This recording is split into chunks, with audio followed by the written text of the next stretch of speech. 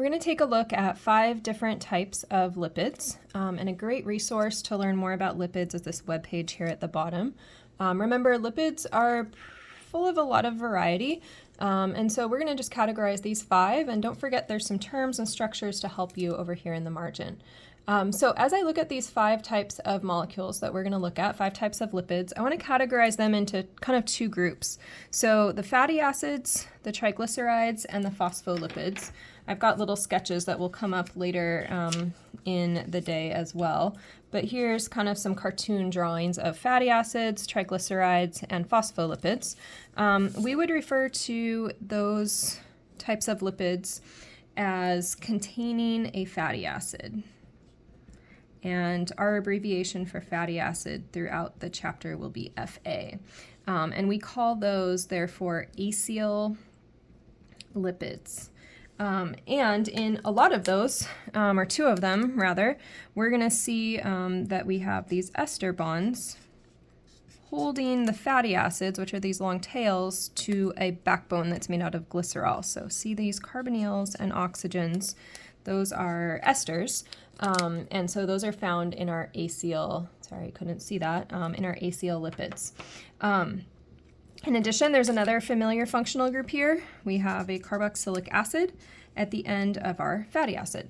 Okay, so those are acyl lipids, and then you'll notice that these over here kind of look nothing like those, except that there's a lot of carbons in them. So the steroids and the vitamins do not contain fatty acids. It's kind of how we categorize lipids. So do not contain fatty acids, and so therefore we call them non-acyl lipids. So a couple of vocab words that are not in your margin. So let's talk about these lipids a little bit more, kind of compare and contrast them. So over here we have some concepts: storage, structure, signal, simple, and complex. So we want to think about which of these categories and which of these categories can we classify these different lipids into. So when we talk about fatty acids, we'll start with those. They are really good for storage. Good for storing up carbons and hydrogens for when you aren't getting enough carbs and you need to have some fat present. They're also used when we build phospholipids, so they can also be used for structure.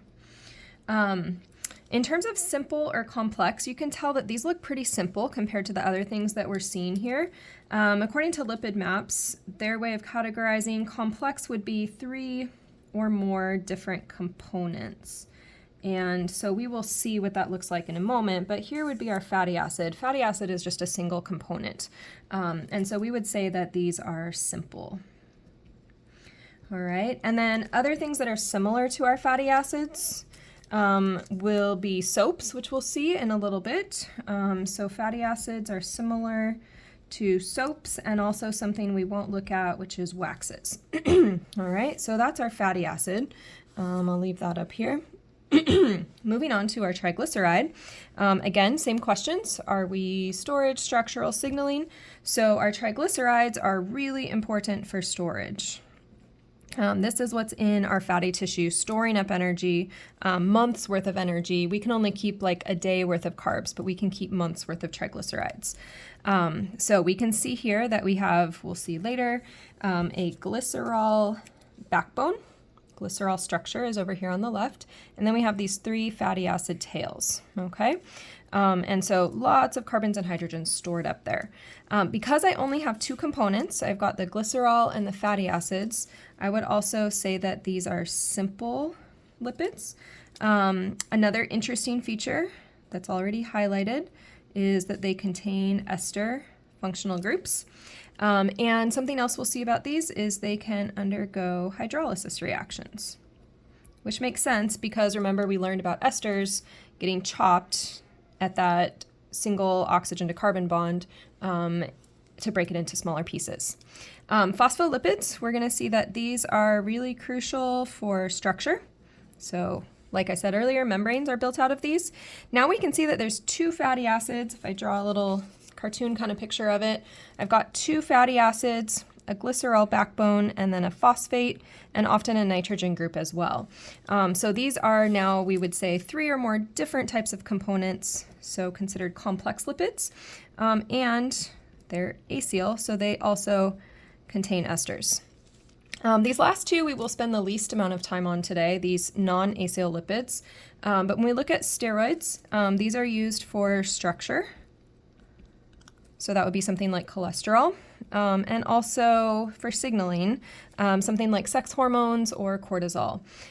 So that will be hormones that we'll see at the end of the day on those. And then vitamins are primarily used for structural purposes. They're often precursors for other types of reactions and substances that we need in our body.